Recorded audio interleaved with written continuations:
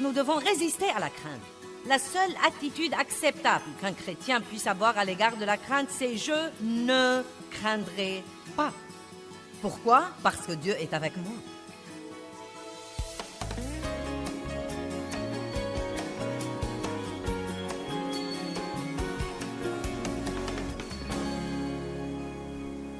Et la seule solution à la crainte, c'est la foi et la connaissance de l'amour de Dieu pour nous individuellement.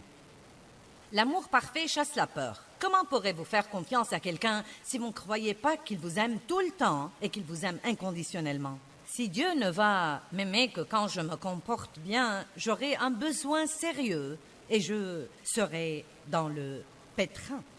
Amen. Donc, encore une fois, Dieu vous aime inconditionnellement. La Bible dit des choses étonnantes comme quoi, pour satisfaire son amour, lorsque nous étions encore des pécheurs et des ennemis à lui, Dieu est mort pour nous. Et s'il était prêt à envoyer son Fils unique, combien plus il nous donnera libéralement toutes les autres choses dont nous avons besoin. Dieu nous aime beaucoup et il a un bon plan pour notre vie et il ne veut pas que nous soyons tourmentés par la crainte.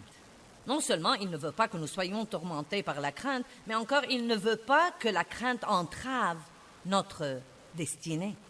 Chaque fois que nous essayons d'aller de l'avant ou de faire des progrès, Satan nous offre toujours la crainte pour nous faire régresser.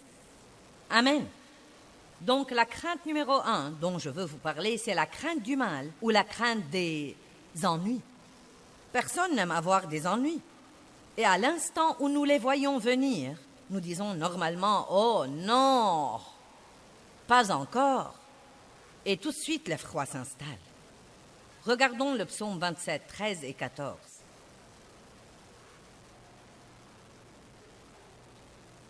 Il dit « Que serais-je devenu si je n'avais pas la confiance ?» Nous parlons de la foi.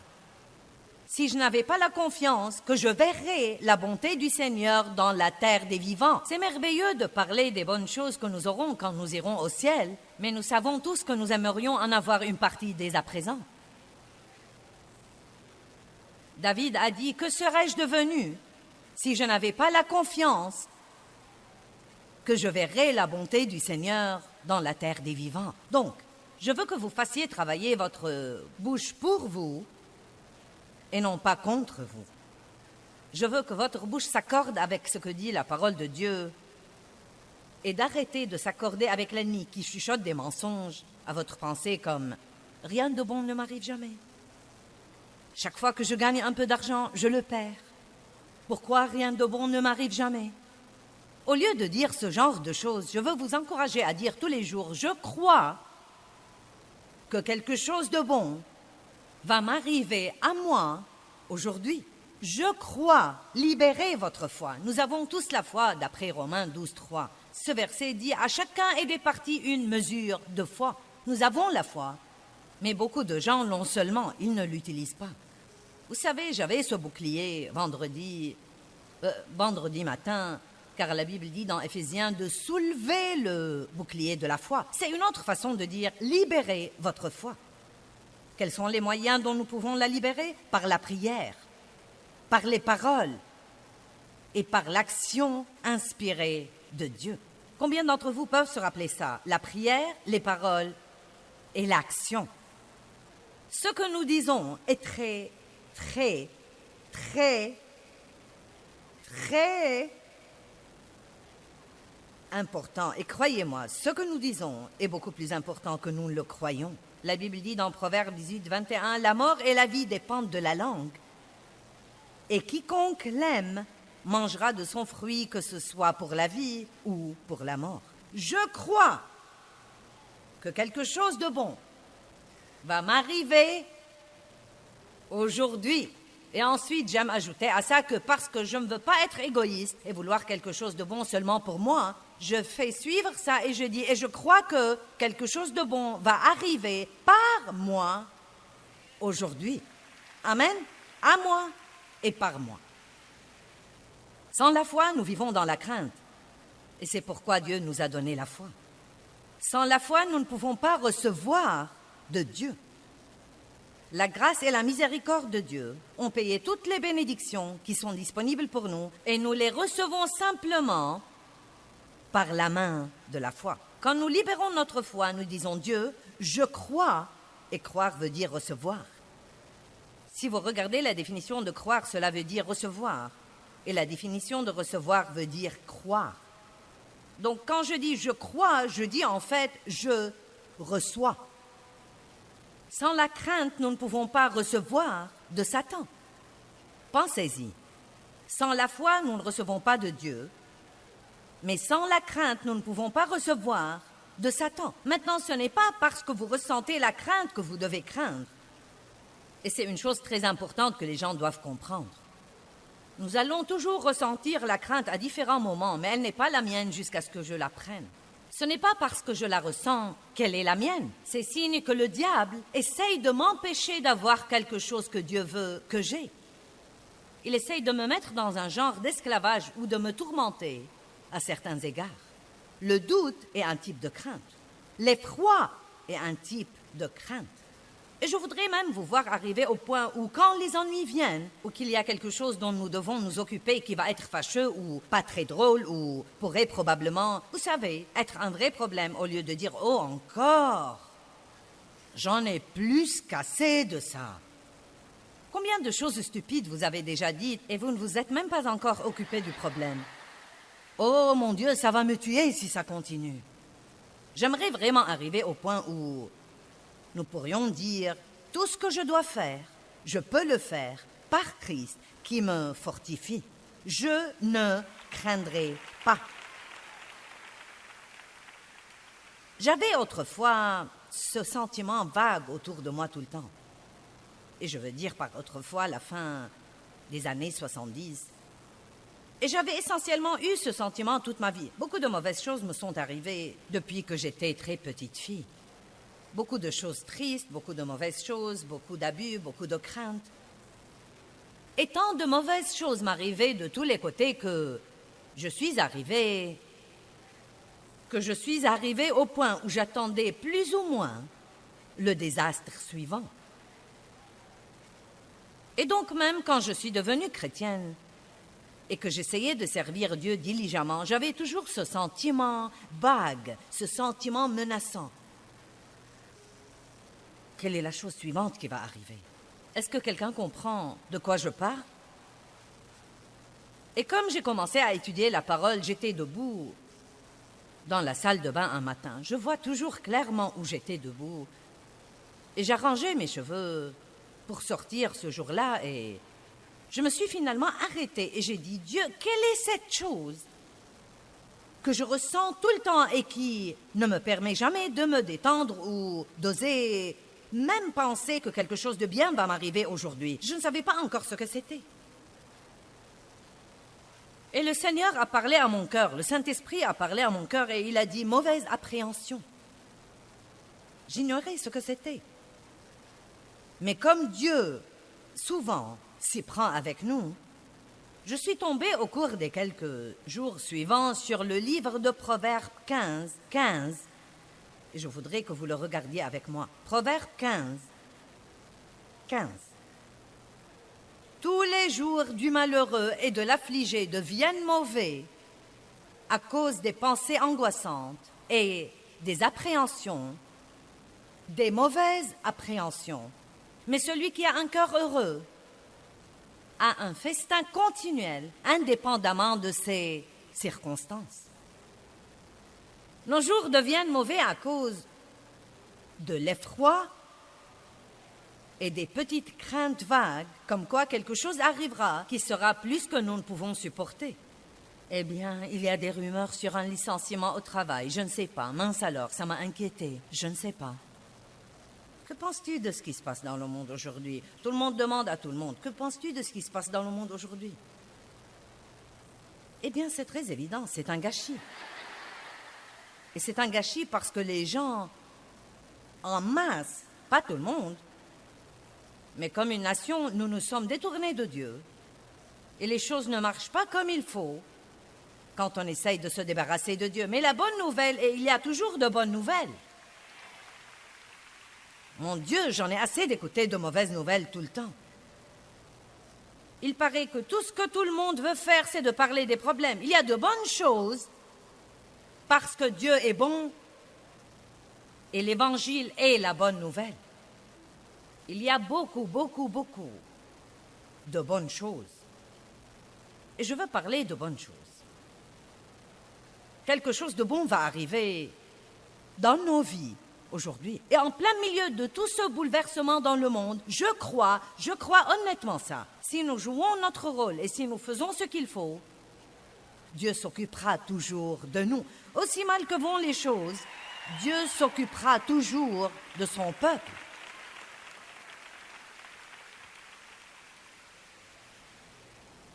Et c'est ce que nous devons regarder. Les mauvaises appréhensions. Nos jours deviennent mauvais à cause des pensées angoissantes et des mauvaises appréhensions. Donc, au lieu d'attendre de voir ce que sera le problème suivant, pourquoi ne pas prendre l'attitude d'attendre de voir ce que sera la bénédiction suivante? Levez-vous avec enthousiasme. J'ai hâte de voir ce que Dieu va faire pour moi aujourd'hui. Dieu fait vraiment beaucoup de choses que nous ratons parce que nous sommes occupés à penser aux choses qu'il ne fait pas. Regardons Romains 8, 32, un merveilleux verset. Qui croit vraiment que Christ est mort pour vous? Vous croyez ça aujourd'hui? Alors, écoutez ça. Lui qui n'a point épargné son propre et unique Fils, mais l'a livré sur la croix pour nous tous, comment ne nous donnera-t-il pas aussi libéralement et gracieusement toutes les autres choses avec lui? Oh, bonté divine, c'est un verset riche. Si nous croyons que Christ est mort pour nous, et c'est absolument le don le plus grand, pourquoi vivons-nous donc en craignant que Dieu ne s'occupe pas des autres choses dans nos vies dont nous avons besoin? Quelque chose de bon va arriver. Le roi David, dans le psaume 23, dit « Je ne craindrai aucun mal, car tu es avec moi. » Je crois qu'il faisait une confession là. Je crois qu'il faisait la même confession que j'essaye de vous amener à faire. Tant de ces choses que nous voyons David dire dans les psaumes, je ne suis pas sûre qu'ils fussent nécessairement son compte-rendu de ce qui arrivait. Je crois qu'il déclarait ce qu'il croyait. Je ne craindrai aucun mal. Le Seigneur est mon berger, je ne manquerai de rien. Oui, même quand je marcherai par la vallée de l'ombre de la mort, tu es avec moi. Je ne craindrai aucun mal, car tu es avec moi. Ne craignez pas les mauvaises nouvelles. Et quand vous les recevez, la première chose à laquelle vous devez penser, je suis plus que vainqueur. Que veut dire vraiment ce verset dans Romains 8, 37? En plein milieu de toutes ces choses, nous sommes plus que vainqueurs. J'y ai beaucoup pensé. Et je crois vraiment ce que je me prépare à dire. Je crois qu'être plus que vainqueur veut dire que vous savez déjà que vous avez la victoire avant même d'avoir le problème. N'est-ce pas merveilleux d'être tellement hardi que quoi qu'il arrive, on ne doit pas le craindre? Si je perds mon travail, Dieu m'en donnera un autre. Dieu s'occupera de moi. Il m'a donné celui que j'ai et il m'en donnera un autre. Rappelez-vous, nous recevons du diable par la crainte, nous recevons de Dieu par la foi. Nous devons résister à la crainte. La seule attitude acceptable qu'un chrétien puisse avoir à l'égard de la crainte, c'est « je ne craindrai pas ». Pourquoi? Parce que Dieu est avec moi. Et tant que Dieu est avec moi, il s'occupera de tout le reste. Dans Ésaïe 30, 18, c'est un beau verset. Il est très long dans la Bible amplifiée, mais il dit que Dieu attend, cherche et désire de trouver quelqu'un pour être bon envers lui et qu'il peut être bon envers ceux qui attendent, cherchent et désirent qu'il soit bon envers eux. Imaginez cette image. Dieu en haut dans les cieux qui dit parce qu'il est si plein d'amour et l'amour veut donner. Oh, que puis-je faire pour quelqu'un aujourd'hui? Et il ne cherche pas quelqu'un qui dit oh, je ne sais pas si je peux supporter ça. J'en ai plus qu'assez des mauvaises nouvelles. Un problème, chaque fois que je me retourne, je trouve un autre problème. Quand est-ce que quelque chose de bon va m'arriver? Dieu lui dira, eh bien, je devrais t'ignorer. Eh bien, que cherche Dieu? Il cherche ce petit croyant doux qui dit « Je crois vraiment que quelque chose de bon va m'arriver dans ma vie. Je crois vraiment que Dieu prend soin de moi. » Maintenant, vous savez quoi? Vous applaudissez tous, mais je veux vous demander, vous allez commencer à faire ça? Et non pas le faire pour 3 jours jusqu'à oublier ce que j'ai prêché pendant que j'étais ici. Faites-en une habitude. Et même au jour où vous avez des problèmes, levez-vous et dites « Dieu est de mon côté, il est avec moi, je ne craindrai pas ». Chaque fois que vous ressentez la crainte, dites « Je ne craindrai pas ». Ne soyez pas un chrétien paresseux, ouvrez la bouche et répondez au diable. Allez. Parlez un peu avec vous-même. Je dois me parler toute seule tout le temps. Je m'occupe en ce moment de quelques trucs qui ne sont pas très agréables. Parfois, je ne dois pas m'occuper de trucs. Parfois, si. En ce moment, je suis dans un temps où je dois m'occuper de quelques trucs. Et j'ai dû me parler toute seule, même ce week-end. Je suis si contente de prêcher sur la foi. Si contente de prêcher ce matin sur ne pas redouter les mauvaises choses auxquelles nous devons faire face dans la vie. Et je dois continuer à dire, cela passera aussi. Ça marchera vraiment bien. D'ici une semaine ou la semaine d'après, ce sera bien fini. Dieu s'en occupera. Parlez-vous tout seul. Ne laissez pas le diable vous parler. Répondez-lui toujours. La deuxième crainte dont nous allons parler un peu ce matin est la crainte du rejet. Savez-vous que si vous craignez vraiment d'être rejeté, vous pourriez commencer à vous comporter d'une façon qui dit « Ne m'acceptez pas, je suis plutôt bizarre ». C'est vrai. Parce que la crainte vous attirera des choses si c'est une crainte intense que vous avez depuis longtemps. Je peux vous dire en ce moment que pas tout le monde vous aimera, qui que vous soyez. En fait, on dit statistiquement, les experts disent que 10% de tous les gens ne vous aimeront pas et ne m'aimeront pas, et qu'on peut survivre au rejet. C'est un sentiment douloureux. Nous voulons tous être acceptés, et aimés et applaudis, et qu'on nous dise que nous sommes merveilleux. Mais tout le monde ne va pas penser ça. Et si nous ne pouvons pas comprendre ça, le diable va toujours utiliser le rejet pour nous empêcher d'avancer. J'y ai pensé ce matin. Vous savez, Dieu est rejeté tout le temps et il est bien. Je ne sais pas pourquoi je n'y ai jamais pensé auparavant. Mais la Bible dit de Jésus qu'ils l'ont haï sans cause. Il était la meilleure chose qui soit jamais arrivée et les gens l'ont haï. Il était rejeté tout le temps. Oh, mais j'aime ce que dit le psaume 118, 22. La pierre qu'ont rejeté ceux qui bâtissaient est devenue la pierre angulaire. Allez maintenant. Ils ont rejeté Jésus, mais Dieu l'a promu. Et qui que soit celui qui vous rejette, si vous gardez vos yeux sur Dieu et que vous ne laissez pas ce rejet vous détruire, Dieu vous promouvra en temps voulu et d'habitude devant les gens qui vous ont rejeté. Dieu nous a donné l'individualité et il s'attend à ce que nous ne la refusions pas. Vous ne devez pas ressembler à tous les autres pour être bien accepté. Et si quelqu'un ne peut pas vous recevoir comme vous êtes, vous n'avez pas besoin de lui dans votre vie de toute façon. Amen.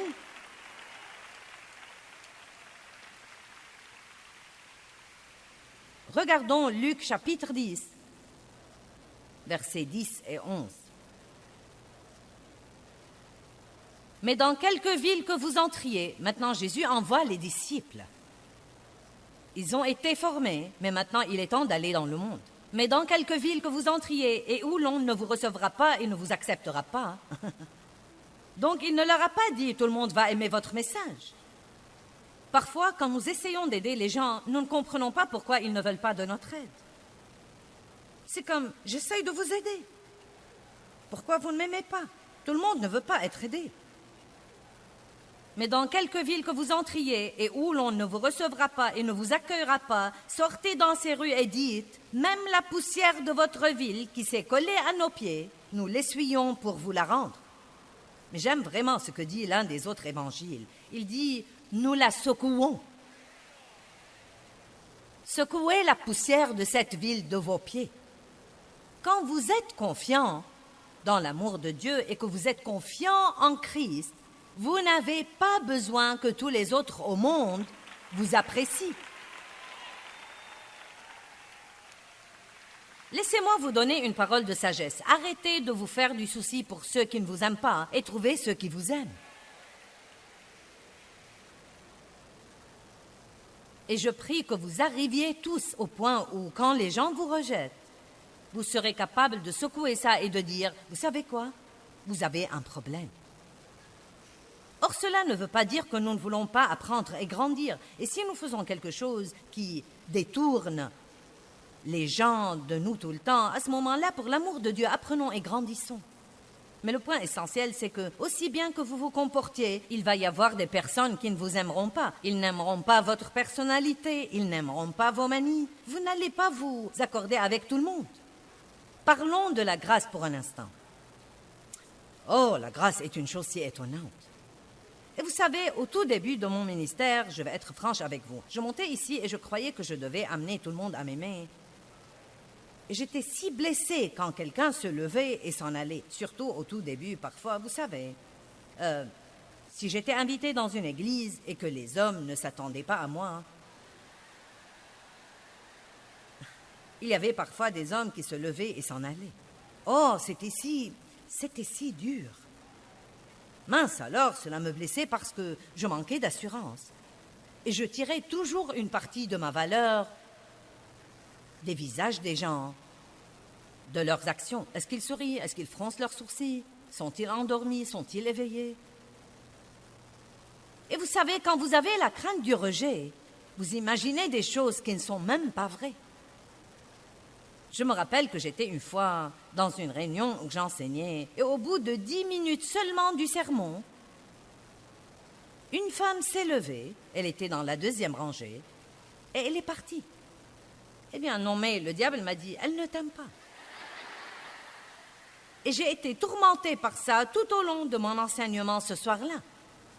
Non mais cela m'a presque achevée parce que je pensais, eh bien, mon sermon doit être mauvais. Et vous savez, c'est horrible. Non, mais si vous croyez que c'est dur que le diable attaque votre pensée, essayez de prêcher dans une salle remplie de gens et voyez-le attaquer votre pensée. Et quand cette réunion s'est terminée ce soir-là, quelqu'un est venu me dire « Mon amie m'a demandé de te dire qu'elle était vraiment désolée de devoir partir pendant que tu prêchais, mais elle devait aller au travail. Mais elle voulait tellement t'écouter qu'elle a fait tout le chemin jusqu'ici juste pour pouvoir t'écouter pour 10 minutes. »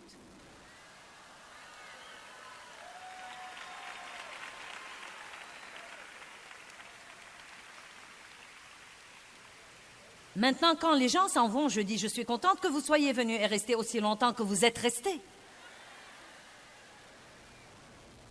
Tout dépend de notre pensée et de la façon dont nous décidons de regarder les choses.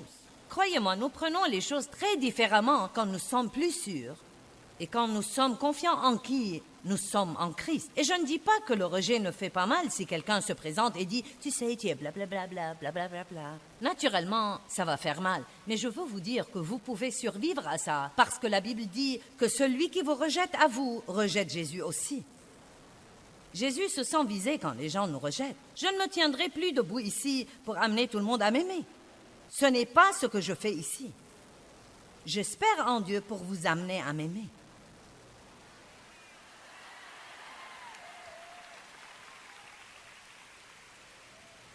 Peut-être qu'il y a quelqu'un qui est venu ici aujourd'hui comme invité et vous pensez « Ça ne marche pas, sœur, car je ne t'aime pas. » Eh bien, donnez à Dieu un peu plus de temps et vous m'aimerez. Vous m'aimerez.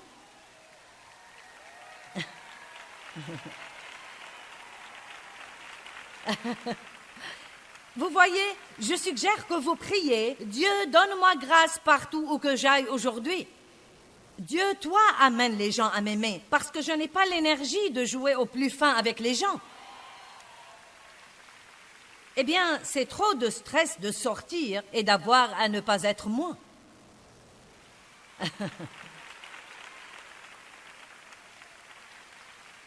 Et je vais vous dire quelque chose que nous devons tous faire. Si vous voulez rendre service aux gens dans votre vie, donnez-leur la permission d'être qui ils sont. Dave m'a fait le meilleur compliment ce matin. C'est un ange, il m'a aidé à me sentir si bien. Hier, je parlais de combien j'ai changé au cours des 45 ans de notre mariage et j'ai dit, vous savez, Dave s'est marié à 20 femmes différentes. Et il a dit, hier quand tu as dit ça, j'ai pensé oui et je les aimais à toutes. Donnons à Dave. Oh! Je veux que l'enseignement d'aujourd'hui vous donne une meilleure compréhension, comme quoi nous recevons toutes les bonnes choses que Dieu nous réserve par la foi, mais que nous pouvons aussi recevoir les mauvaises choses que l'ennemi nous réserve par la crainte. Nous devons donc faire confiance à Dieu et cela nous aidera à résister à la crainte. Vous savez, Dieu vous aime et il ne veut pas que vous soyez tourmentés par la crainte ou quoi que ce soit. Il ne veut pas non plus que la crainte vous éloigne de votre destinée.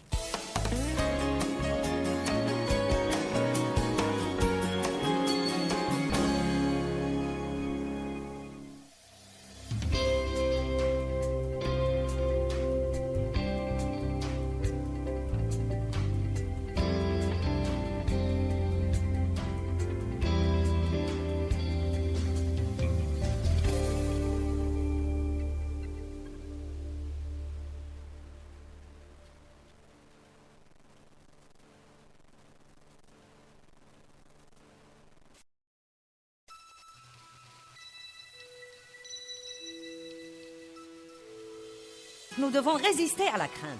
La seule attitude acceptable qu'un chrétien puisse avoir à l'égard de la crainte, c'est « je ne craindrai pas ». Pourquoi? Parce que Dieu est avec moi.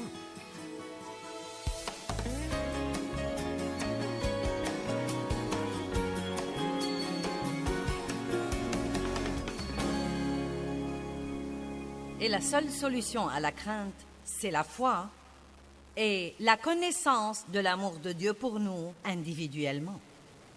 L'amour parfait chasse la peur. Comment pourrez-vous faire confiance à quelqu'un si vous ne croyez pas qu'il vous aime tout le temps et qu'il vous aime inconditionnellement? Si Dieu ne va m'aimer que quand je me comporte bien, j'aurai un besoin sérieux et je serai dans le pétrin.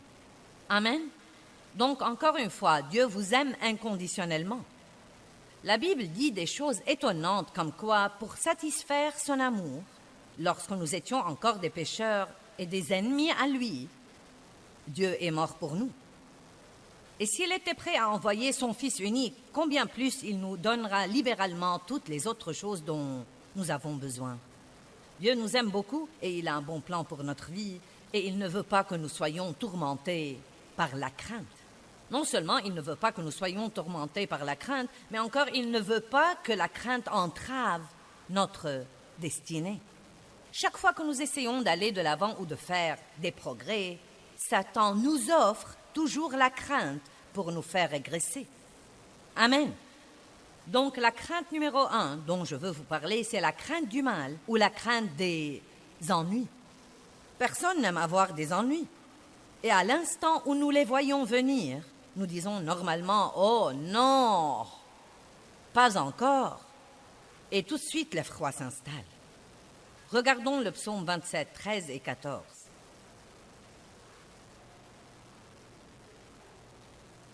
Il dit « Que serais-je devenu si je n'avais pas la confiance ?» Nous parlons de la foi. Si je n'avais pas la confiance que je verrais la bonté du Seigneur dans la terre des vivants. C'est merveilleux de parler des bonnes choses que nous aurons quand nous irons au ciel, mais nous savons tous que nous aimerions en avoir une partie dès à présent. David a dit « Que serais-je devenu si je n'avais pas la confiance que je verrai la bonté du Seigneur dans la terre des vivants. Donc, je veux que vous fassiez travailler votre bouche pour vous et non pas contre vous. Je veux que votre bouche s'accorde avec ce que dit la parole de Dieu et d'arrêter de s'accorder avec l'ennemi qui chuchote des mensonges à votre pensée comme « rien de bon ne m'arrive jamais ». Chaque fois que je gagne un peu d'argent, je le perds. Pourquoi rien de bon ne m'arrive jamais? Au lieu de dire ce genre de choses, je veux vous encourager à dire tous les jours « je crois que quelque chose de bon va m'arriver à moi aujourd'hui ». Je crois, libérez votre foi. Nous avons tous la foi, d'après Romains 12, 3. Ce verset dit, à chacun est départie une mesure de foi. Nous avons la foi, mais beaucoup de gens l'ont seulement, ils ne l'utilisent pas. Vous savez, j'avais ce bouclier vendredi matin, car la Bible dit dans Éphésiens de soulever le bouclier de la foi. C'est une autre façon de dire, libérez votre foi. Quels sont les moyens dont nous pouvons la libérer? Par la prière, par les paroles et par l'action inspirée de Dieu.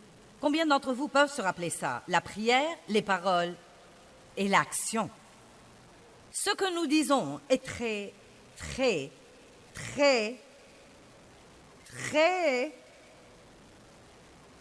important. Et croyez-moi, ce que nous disons est beaucoup plus important que nous le croyons. La Bible dit dans Proverbes 18, 21, « La mort et la vie dépendent de la langue. Et quiconque l'aime mangera de son fruit, que ce soit pour la vie ou pour la mort. » Je crois que quelque chose de bon va m'arriver aujourd'hui. Et ensuite, j'aime ajouter à ça que parce que je ne veux pas être égoïste et vouloir quelque chose de bon seulement pour moi, je fais suivre ça et je dis, et je crois que quelque chose de bon va arriver par moi aujourd'hui. Amen. À moi et par moi. Sans la foi, nous vivons dans la crainte. Et c'est pourquoi Dieu nous a donné la foi. Sans la foi, nous ne pouvons pas recevoir de Dieu. La grâce et la miséricorde de Dieu ont payé toutes les bénédictions qui sont disponibles pour nous et nous les recevons simplement par la main de la foi. Quand nous libérons notre foi, nous disons Dieu, je crois, et croire veut dire recevoir. Si vous regardez la définition de croire, cela veut dire recevoir. Et la définition de recevoir veut dire croire. Donc quand je dis je crois, je dis en fait je reçois. Sans la crainte, nous ne pouvons pas recevoir de Satan. Pensez-y. Sans la foi, nous ne recevons pas de Dieu. Mais sans la crainte, nous ne pouvons pas recevoir de Satan. Maintenant, ce n'est pas parce que vous ressentez la crainte que vous devez craindre. Et c'est une chose très importante que les gens doivent comprendre. Nous allons toujours ressentir la crainte à différents moments, mais elle n'est pas la mienne jusqu'à ce que je la prenne. Ce n'est pas parce que je la ressens qu'elle est la mienne. C'est signe que le diable essaye de m'empêcher d'avoir quelque chose que Dieu veut que j'ai. Il essaye de me mettre dans un genre d'esclavage ou de me tourmenter à certains égards. Le doute est un type de crainte. L'effroi est un type de crainte. Et je voudrais même vous voir arriver au point où, quand les ennuis viennent, ou qu'il y a quelque chose dont nous devons nous occuper qui va être fâcheux ou pas très drôle ou pourrait probablement, vous savez, être un vrai problème, au lieu de dire « Oh, encore, j'en ai plus qu'assez de ça ». Combien de choses stupides vous avez déjà dites et vous ne vous êtes même pas encore occupé du problème? Oh mon Dieu, ça va me tuer si ça continue. J'aimerais vraiment arriver au point où nous pourrions dire, tout ce que je dois faire, je peux le faire par Christ qui me fortifie. Je ne craindrai pas. J'avais autrefois ce sentiment vague autour de moi tout le temps. Et je veux dire par autrefois la fin des années 70. Et j'avais essentiellement eu ce sentiment toute ma vie. Beaucoup de mauvaises choses me sont arrivées depuis que j'étais très petite fille. Beaucoup de choses tristes, beaucoup de mauvaises choses, beaucoup d'abus, beaucoup de craintes. Et tant de mauvaises choses m'arrivaient de tous les côtés que je suis arrivée au point où j'attendais plus ou moins le désastre suivant. Et donc même quand je suis devenue chrétienne et que j'essayais de servir Dieu diligemment, j'avais toujours ce sentiment vague, ce sentiment menaçant. Quelle est la chose suivante qui va arriver? Est-ce que quelqu'un comprend de quoi je parle? Et comme j'ai commencé à étudier la parole, j'étais debout dans la salle de bain un matin. Je vois toujours clairement où j'étais debout. Et j'arrangeais mes cheveux pour sortir ce jour-là et je me suis finalement arrêtée et j'ai dit, Dieu, quelle est cette chose que je ressens tout le temps et qui ne me permet jamais de me détendre ou d'oser même penser que quelque chose de bien va m'arriver aujourd'hui? Je ne savais pas encore ce que c'était. Et le Seigneur a parlé à mon cœur, le Saint-Esprit a parlé à mon cœur et il a dit, mauvaise appréhension. J'ignorais ce que c'était. Mais comme Dieu, souvent, s'y prend avec nous, je suis tombée au cours des quelques jours suivants sur le livre de Proverbes 15, et je voudrais que vous le regardiez avec moi. Proverbes 15. Tous les jours du malheureux et de l'affligé deviennent mauvais à cause des pensées angoissantes et des appréhensions, des mauvaises appréhensions. Mais celui qui a un cœur heureux a un festin continuel, indépendamment de ses circonstances. Nos jours deviennent mauvais à cause de l'effroi et des petites craintes vagues, comme quoi quelque chose arrivera qui sera plus que nous ne pouvons supporter. Eh bien, il y a des rumeurs sur un licenciement au travail. Je ne sais pas. Mince alors, ça m'a inquiétée. Je ne sais pas. Que penses-tu de ce qui se passe dans le monde aujourd'hui? Tout le monde demande à tout le monde. Que penses-tu de ce qui se passe dans le monde aujourd'hui? Eh bien, c'est très évident. C'est un gâchis. Et c'est un gâchis parce que les gens, en masse, pas tout le monde, mais comme une nation, nous nous sommes détournés de Dieu. Et les choses ne marchent pas comme il faut quand on essaye de se débarrasser de Dieu. Mais la bonne nouvelle, et il y a toujours de bonnes nouvelles. Mon Dieu, j'en ai assez d'écouter de mauvaises nouvelles tout le temps. Il paraît que tout ce que tout le monde veut faire, c'est de parler des problèmes. Il y a de bonnes choses parce que Dieu est bon et l'Évangile est la bonne nouvelle. Il y a beaucoup de bonnes choses. Et je veux parler de bonnes choses. Quelque chose de bon va arriver dans nos vies aujourd'hui. Et en plein milieu de tout ce bouleversement dans le monde, je crois honnêtement ça. Si nous jouons notre rôle et si nous faisons ce qu'il faut, Dieu s'occupera toujours de nous. Aussi mal que vont les choses, Dieu s'occupera toujours de son peuple.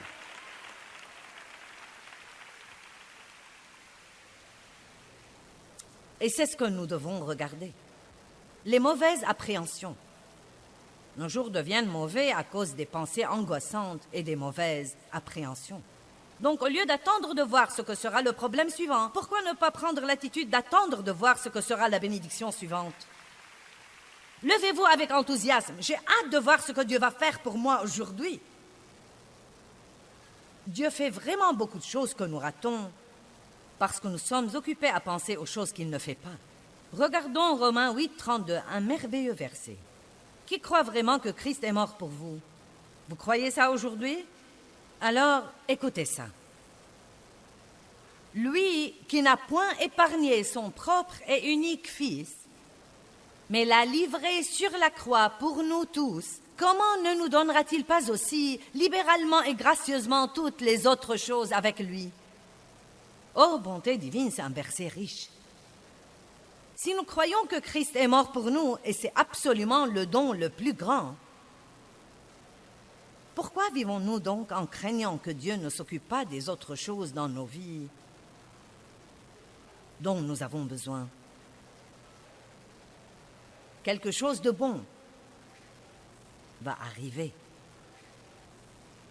Le roi David, dans le psaume 23, dit « Je ne craindrai aucun mal, car tu es avec moi. » Je crois qu'il faisait une confession là. Je crois qu'il faisait la même confession que j'essaye de vous amener à faire. Tant de ces choses que nous voyons David dire dans les psaumes Je ne suis pas sûre qu'il fût nécessairement son compte rendu de ce qui arrivait. Je crois qu'il déclarait ce qu'il croyait. Je ne craindrai aucun mal. Le Seigneur est mon berger. Je ne manquerai de rien. Oui, même quand je marcherai par la vallée de l'ombre de la mort, tu es avec moi. Je ne craindrai aucun mal, car tu es avec moi. Ne craignez pas les mauvaises nouvelles. Et quand vous les recevez, la première chose à laquelle vous devez penser, je suis plus que vainqueur. Que veut dire vraiment ce verset dans Romains 8, 37? En plein milieu de toutes ces choses, nous sommes plus que vainqueurs. J'y ai beaucoup pensé. Et je crois vraiment ce que je me prépare à dire. Je crois qu'être plus que vainqueur veut dire que vous savez déjà que vous avez la victoire avant même d'avoir le problème. N'est-ce pas merveilleux d'être tellement hardi que, quoi qu'il arrive, on ne doit pas le craindre? Si je perds mon travail, Dieu m'en donnera un autre. Dieu s'occupera de moi. Il m'a donné celui que j'ai et il m'en donnera un autre. Rappelez-vous, nous recevons du diable par la crainte. Nous recevons de Dieu par la foi. Nous devons résister à la crainte. La seule attitude acceptable qu'un chrétien puisse avoir à l'égard de la crainte, c'est « je ne craindrai pas ». Pourquoi? Parce que Dieu est avec moi. Et tant que Dieu est avec moi, il s'occupera de tout le reste. Dans Ésaïe 30, 18, c'est un beau verset. Il est très long dans la Bible amplifiée, mais il dit que Dieu attend, cherche et désire de trouver quelqu'un pour être bon envers lui et qu'il peut être bon envers ceux qui attendent, cherchent et désirent qu'il soit bon envers eux. Imaginez cette image. Dieu en haut dans les cieux qui dit parce qu'il est si plein d'amour et l'amour veut donner. Oh, que puis-je faire pour quelqu'un aujourd'hui? Et il ne cherche pas quelqu'un qui dit oh, je ne sais pas si je peux supporter ça. J'en ai plus qu'assez des mauvaises nouvelles. Un problème, chaque fois que je me retourne, je trouve un autre problème. Quand est-ce que quelque chose de bon va m'arriver? Dieu lui dira, eh bien, je devrais t'ignorer. Eh bien, que cherche Dieu? Il cherche ce petit croyant doux qui dit « Je crois vraiment que quelque chose de bon va m'arriver dans ma vie. Je crois vraiment que Dieu prend soin de moi. » Maintenant, vous savez quoi? Vous applaudissez tous, mais je veux vous demander, vous allez commencer à faire ça? Et non pas le faire pour 3 jours jusqu'à oublier ce que j'ai prêché pendant que j'étais ici. Faites-en une habitude. Et même au jour où vous avez des problèmes, levez-vous et dites, Dieu est de mon côté, il est avec moi, je ne craindrai pas. Chaque fois que vous ressentez la crainte, dites, je ne craindrai pas. Ne soyez pas un chrétien paresseux, ouvrez la bouche et répondez au diable. Allez. Parlez un peu avec vous-même. Je dois me parler toute seule tout le temps. Je m'occupe en ce moment de quelques trucs qui ne sont pas très agréables. Parfois, je ne dois pas m'occuper de trucs. Parfois, si. En ce moment, je suis dans un temps où je dois m'occuper de quelques trucs. Et j'ai dû me parler toute seule, même ce week-end. Je suis si contente de prêcher sur la foi. Si contente de prêcher ce matin sur ne pas redouter les mauvaises choses auxquelles nous devons faire face dans la vie. Je dois continuer à dire, cela passera aussi. Ça marchera vraiment bien. D'ici une semaine ou la semaine d'après, ce sera bien fini. Dieu s'en occupera. Parlez-vous tout seul. Ne laissez pas le diable vous parler. Répondez-lui toujours. La deuxième crainte dont nous allons parler un peu ce matin est la crainte du rejet.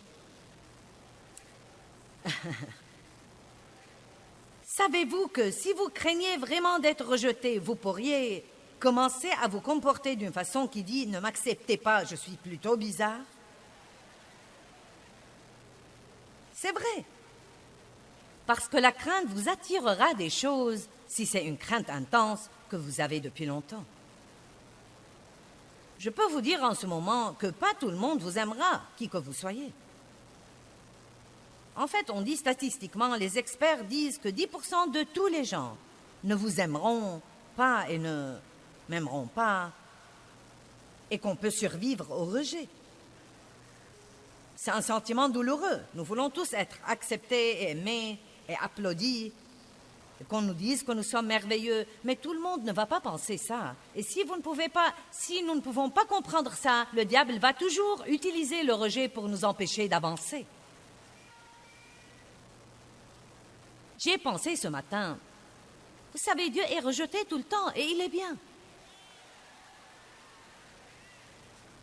Je ne sais pas pourquoi je n'y ai jamais pensé auparavant.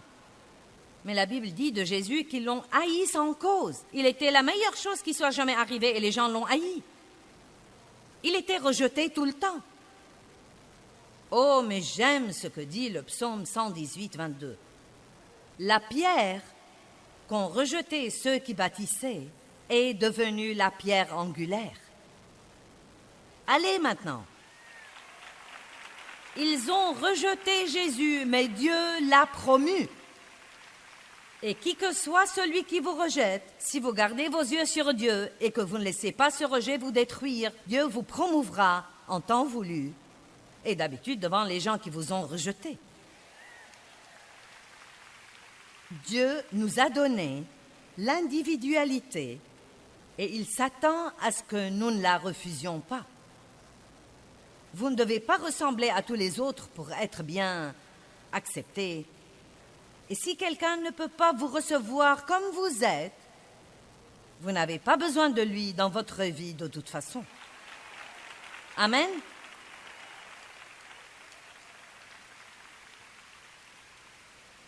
Regardons Luc chapitre 10, versets 10 et 11. Mais dans quelque ville que vous entriez, maintenant Jésus envoie les disciples. Ils ont été formés, mais maintenant il est temps d'aller dans le monde. Mais dans quelque ville que vous entriez et où l'on ne vous recevra pas et ne vous acceptera pas. Donc il ne leur a pas dit « tout le monde va aimer votre message ». Parfois, quand nous essayons d'aider les gens, nous ne comprenons pas pourquoi ils ne veulent pas de notre aide. C'est comme « j'essaye de vous aider ». Pourquoi vous ne m'aimez pas? Tout le monde ne veut pas être aidé. Mais dans quelque ville que vous entriez et où l'on ne vous recevra pas et ne vous accueillera pas, sortez dans ces rues et dites, même la poussière de votre ville qui s'est collée à nos pieds, nous l'essuyons pour vous la rendre. Mais j'aime vraiment ce que dit l'un des autres évangiles. Il dit, nous la secouons. Secouez la poussière de cette ville de vos pieds. Quand vous êtes confiant dans l'amour de Dieu et que vous êtes confiant en Christ, vous n'avez pas besoin que tous les autres au monde vous apprécient. Laissez-moi vous donner une parole de sagesse. Arrêtez de vous faire du souci pour ceux qui ne vous aiment pas et trouvez ceux qui vous aiment. Et je prie que vous arriviez tous au point où, quand les gens vous rejettent, vous serez capable de secouer ça et de dire, vous savez quoi? Vous avez un problème. Or, cela ne veut pas dire que nous ne voulons pas apprendre et grandir. Et si nous faisons quelque chose qui détourne les gens de nous tout le temps, à ce moment-là, pour l'amour de Dieu, apprenons et grandissons. Mais le point essentiel, c'est que, aussi bien que vous vous comportiez, il va y avoir des personnes qui ne vous aimeront pas. Ils n'aimeront pas votre personnalité, ils n'aimeront pas vos manies. Vous n'allez pas vous accorder avec tout le monde. Parlons de la grâce pour un instant. Oh, la grâce est une chose si étonnante. Et vous savez, au tout début de mon ministère, je vais être franche avec vous, je montais ici et je croyais que je devais amener tout le monde à m'aimer. Et j'étais si blessée quand quelqu'un se levait et s'en allait, surtout au tout début, parfois, vous savez.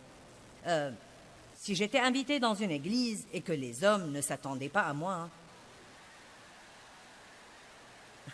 il y avait parfois des hommes qui se levaient et s'en allaient. Oh, c'était si dur. Mince alors, cela me blessait parce que je manquais d'assurance.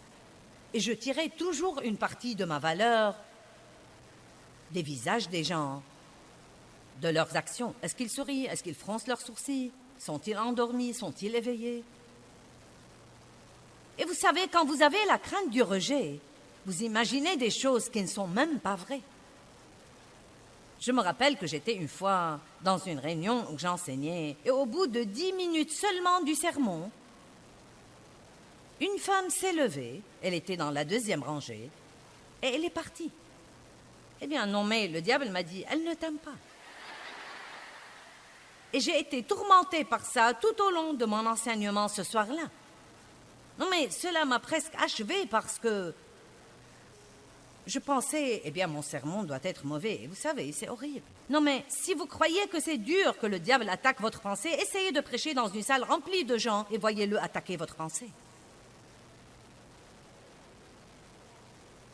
Et quand cette réunion s'est terminée ce soir-là, quelqu'un est venu me dire « Mon amie m'a demandé de te dire qu'elle était vraiment désolée de devoir partir pendant que tu prêchais, mais elle devait aller au travail.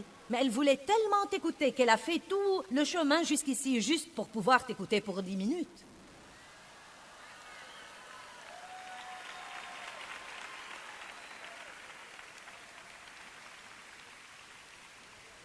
Maintenant, quand les gens s'en vont, je dis « Je suis contente que vous soyez venus et restés aussi longtemps que vous êtes restés. » Tout dépend de notre pensée et de la façon dont nous décidons de regarder les choses.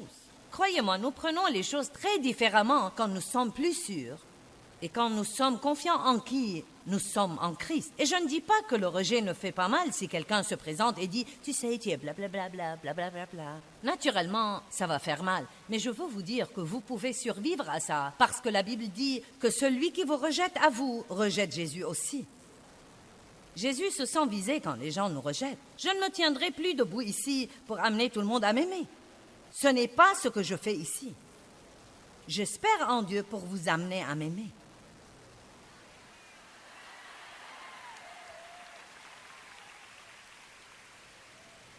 Peut-être qu'il y a quelqu'un qui est venu ici aujourd'hui comme invité et vous pensez « Ça ne marche pas, sœur, car je ne t'aime pas. »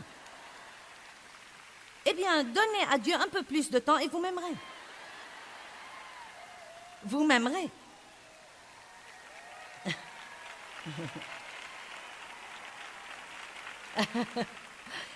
Vous voyez, je suggère que vous priez « Dieu, donne-moi grâce partout où que j'aille aujourd'hui. » Dieu, toi, amène les gens à m'aimer, parce que je n'ai pas l'énergie de jouer au plus fin avec les gens. Eh bien, c'est trop de stress de sortir et d'avoir à ne pas être moi.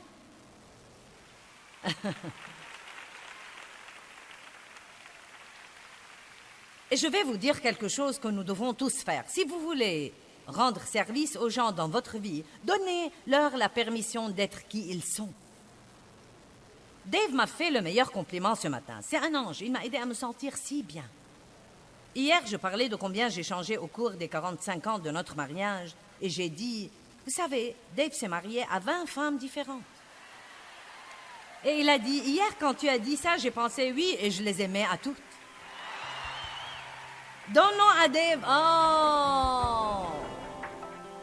Je veux que l'enseignement d'aujourd'hui vous donne une meilleure compréhension, comme quoi nous recevons toutes les bonnes choses que Dieu nous réserve par la foi, mais que nous pouvons aussi recevoir les mauvaises choses que l'ennemi nous réserve par la crainte. Nous devons donc faire confiance à Dieu et cela nous aidera à résister à la crainte. Vous savez, Dieu vous aime et il ne veut pas que vous soyez tourmentés par la crainte ou quoi que ce soit. Il ne veut pas non plus que la crainte vous éloigne de votre destinée.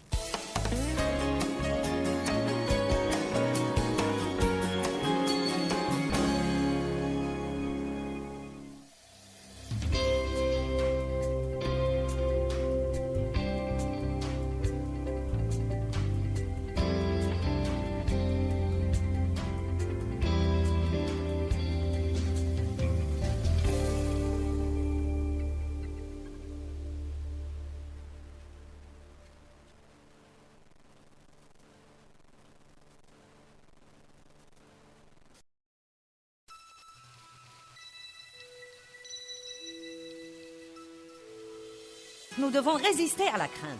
La seule attitude acceptable qu'un chrétien puisse avoir à l'égard de la crainte, c'est « je ne craindrai pas ». Pourquoi? Parce que Dieu est avec moi.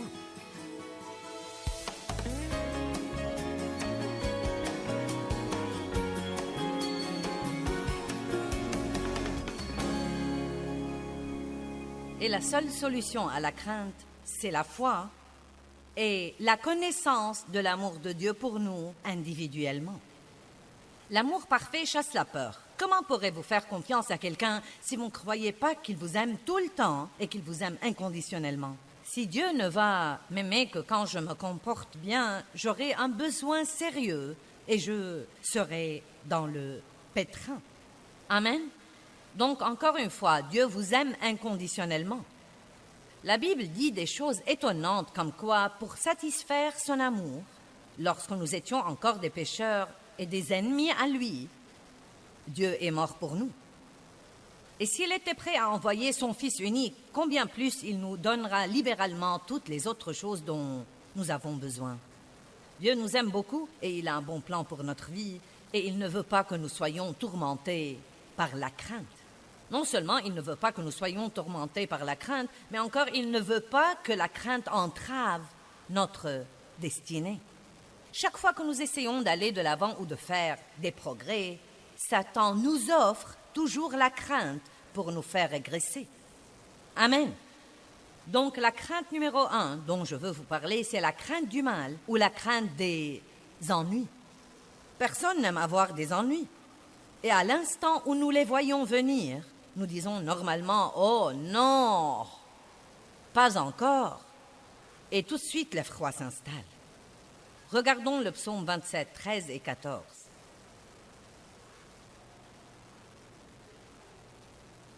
Il dit « Que serais-je devenu si je n'avais pas la confiance ?» Nous parlons de la foi.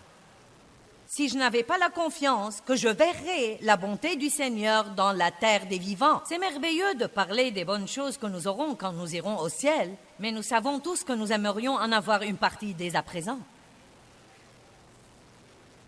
David a dit « Que serais-je devenu si je n'avais pas la confiance que je verrais la bonté du Seigneur dans la terre des vivants ?» Donc, je veux que vous fassiez travailler votre bouche pour vous et non pas contre vous. Je veux que votre bouche s'accorde avec ce que dit la parole de Dieu et d'arrêter de s'accorder avec l'ennemi qui chuchote des mensonges à votre pensée comme « Rien de bon ne m'arrive jamais. Chaque fois que je gagne un peu d'argent, je le perds. Pourquoi rien de bon ne m'arrive jamais ?» Au lieu de dire ce genre de choses, je veux vous encourager à dire tous les jours « Je crois que quelque chose de bon va m'arriver à moi aujourd'hui. Je crois. » Libérez votre foi. Nous avons tous la foi, d'après Romains 12, 3. Ce verset dit « À chacun est départie une mesure de foi. » Nous avons la foi, mais beaucoup de gens l'ont seulement, ils ne l'utilisent pas. Vous savez, j'avais ce bouclier vendredi matin, car la Bible dit dans Éphésiens de soulever le bouclier de la foi. C'est une autre façon de dire « libérez votre foi ». Quels sont les moyens dont nous pouvons la libérer? Par la prière, par les paroles et par l'action inspirée de Dieu. Combien d'entre vous peuvent se rappeler ça? La prière, les paroles et l'action. Ce que nous disons est très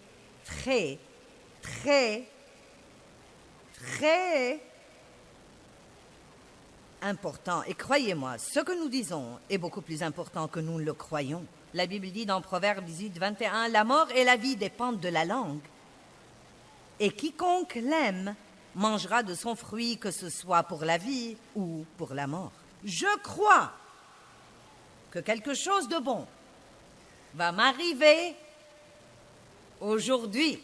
Et ensuite, j'aime ajouter à ça que parce que je ne veux pas être égoïste et vouloir quelque chose de bon seulement pour moi, je fais suivre ça et je dis, et je crois que quelque chose de bon va arriver par moi aujourd'hui. Amen. À moi et par moi. Sans la foi, nous vivons dans la crainte. Et c'est pourquoi Dieu nous a donné la foi. Sans la foi, nous ne pouvons pas recevoir de Dieu. La grâce et la miséricorde de Dieu ont payé toutes les bénédictions qui sont disponibles pour nous et nous les recevons simplement par la main de la foi. Quand nous libérons notre foi, nous disons « Dieu, je crois » et croire veut dire recevoir. Si vous regardez la définition de croire, cela veut dire recevoir. Et la définition de recevoir veut dire croire. Donc quand je dis « je crois », je dis en fait « je reçoit. Sans la crainte, nous ne pouvons pas recevoir de Satan. Pensez-y. Sans la foi, nous ne recevons pas de Dieu. Mais sans la crainte, nous ne pouvons pas recevoir de Satan. Maintenant, ce n'est pas parce que vous ressentez la crainte que vous devez craindre. Et c'est une chose très importante que les gens doivent comprendre. Nous allons toujours ressentir la crainte.